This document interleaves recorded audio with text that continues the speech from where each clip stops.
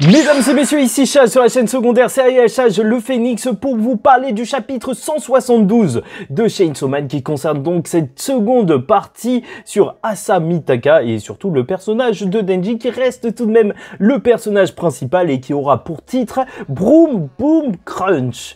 Et franchement, si ça, c'est pas un des plus grands chapitres de Chainsaw Man à chaque fois parce que Chainsaw Man c'est aussi beaucoup de développement, bien sûr des événements poignants et c'est ça peut-être les meilleurs chapitre de Chainsaw Man, mais ce qui est aussi ultra jouissif quand tu lis Chainsaw Man, c'est de voir de l'hémoglobine pure, et c'est ce qu'on a lors de ce chapitre qui est juste donc excellent à ce niveau-là. Mais on va en parler en détail étant donné que vu ce qui se passe à la fin du chapitre, quand même, ça soulève quelques questions et j'ai une théorie sur la sécurité publique parce que il semble quand même que c'est n'importe quoi qu'ils aient laissé ça se passer. Étant donné que bien sûr, lors du précédent chapitre, on voyait le Chainsaw Man noir qui se révélait et en plus, il était derrière les autres personnages. Cette fois, c'est même pas comme lors de la première partie, on a un Chainsaw Man dont les gens par le monde entier ont peur. Donc là, normalement, il est extrêmement puissant et on va le voir faire la chose qu'on attendait le plus, bien sûr, du Chainsaw Man,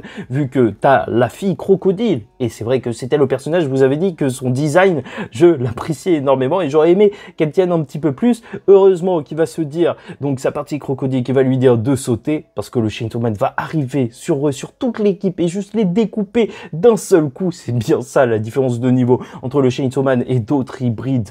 Maintenant, il est juste surpuissant et même elle, même si elle a sauté, malheureusement, bah ça va pas marcher. On a même perdu Mickey, donc le démon qui avait un super design à mon sens. Enfin bref, voilà. C'est noté, il est juste surpuissant, sauf que le plan, bien sûr, de la sécurité publique ne s'arrête pas là, puisqu'il va y avoir une explosion sur le toit de l'immeuble, et ensuite, ils vont se transformer en démons, entre guillemets. Voilà, tu vas avoir une sorte de cloporte géant qui va l'attraper, un genre de scarabée qui vont l'attraper, qui vont réussir à lui faire une hémorragie, et tu sens de la tension directement, parce que c'est un chapitre, quand même, avec un rythme effréné à ce niveau-là, avec ce mec de la sécurité publique qui gère les opérations, qui fait « Ouais, on a réussi, il a une hémorragie, vite !» Et en fait, il va juste se libérer super facilement. Et alors qu'ils appellent donc un autre homme pour les protéger, donc l'omnidémon, je sais pas quoi, cloporte, et ça c'est juste génial parce que t'as l'impression que voilà, le mec, on l'appelle pour protéger, c'est sa mission, bah en fait il va juste se faire découper d'un coup, et même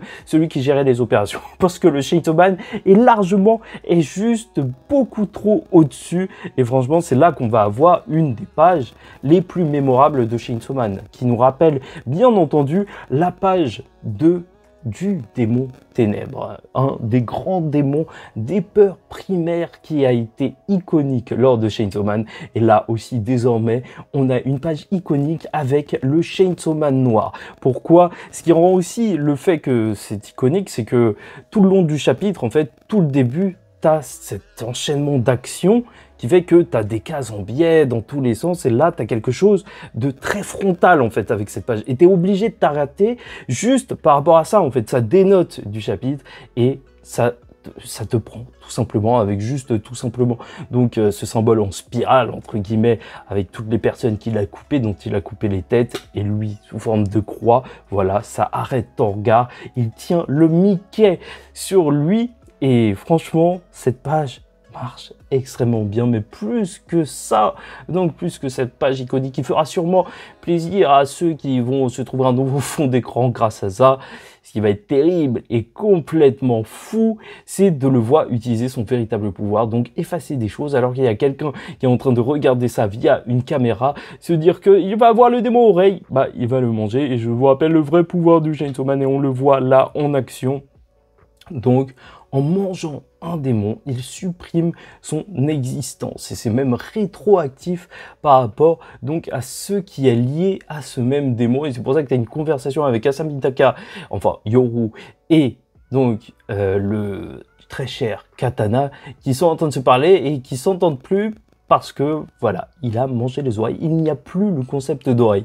Et c'est ouf d'avoir ça, en fait, pour la première fois. Là, on le voit véritablement dans le manga, parce qu'on en a entendu parler dans la première partie, avec l'arme nucléaire et compagnie. Donc, par rapport à Makima, qui disait que ces choses ont été oubliées, dont aussi le nazisme et tout.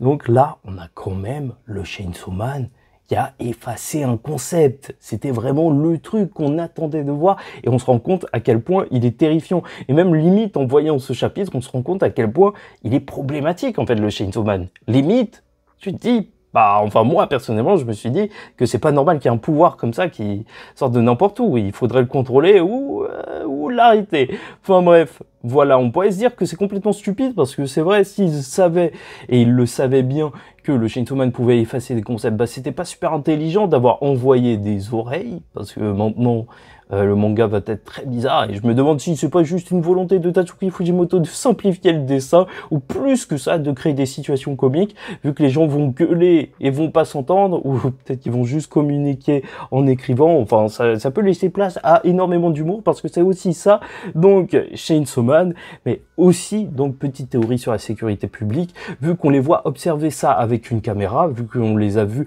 enregistrer ça, même avec les caméras, peut-être en fait qu'ils essayent juste de récolter des informations pour, pourquoi pas, faire revenir d'anciens concepts. Parce qu'il faut imaginer aussi, enfin je ne pense pas que jusqu'à la fin du manga, enfin qui sait, donc il n'y aura plus d'oreilles dans Chainsaw Man. Enfin ce serait assez problématique, enfin je sais pas, ça semble assez particulier. Donc s'il réussit à faire renaître un concept, au moins il pourrait observer ça et peut-être que la sécurité publique veut le... Peut-être pas le retour du nazisme, hein, on va pas se mentir, enfin, je pense que ce serait un petit peu gros, mais le retour des armes nucléaires pour que Yoru donc soit surpuissante, hein, c'est ce qu'elle souhaitait déjà, ça pourrait être très intéressant. Vraiment, là, c'est la chose qui nous reste à voir, comment les concepts peuvent revenir. Et là, c'est vrai que si les pays récupèrent l'arme nucléaire, c'est peut-être ce qu'ils cherchaient depuis le début. Voilà, enfin, c'est une petite théorie comme ça. N'hésitez pas à me dire ce que vous en pensez, parce que sinon, là, c'est un petit peu violent. Et c'est vrai que normalement, tout le monde doit oublier, donc même l'usage et même ceux qui étaient les oreilles.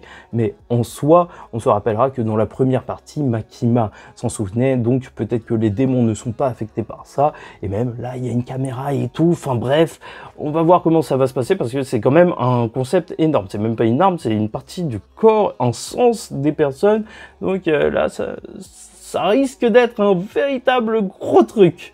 Enfin bref, n'hésitez pas à me dire ce que vous en pensez en commentaire, n'hésitez pas à liker ou disliker la vidéo, donner votre avis donc, et vous abonner si vous n'êtes pas encore abonné. Pause la semaine prochaine, mais purée, c'est un chapitre qui fait plaisir, de belles pages, enfin la belle page du chapitre, on l'a tous en tête, voir le Chainsaw Man noir vraiment au max de ses capacités. Peut-être que là, vu sa puissance, c'était le Pochita d'avant, le Chainsaw Man d'avant qui a pu combattre les 4 cavaliers de l'Apocalypse. Je me rappelle que c'était ça aussi l'histoire de Pochita, le démon qui faisait trembler les autres avant qu'il rencontre Denji, qu'il soit un petit peu affaibli. Donc là, peut-être que vu toute la crainte que les gens éprouvent pour lui, il est au retour de son pic de performance pour affronter le démon mort. Et quoi qu'il en soit, voilà, ça se sent, on est dans vraiment là le pic de cette seconde partie de Chainsaw Man. Les personnages ont été installés, la relation Asamitaka Denji, est-ce que Asamitaka va oublier qu'elle avait 2 oreilles,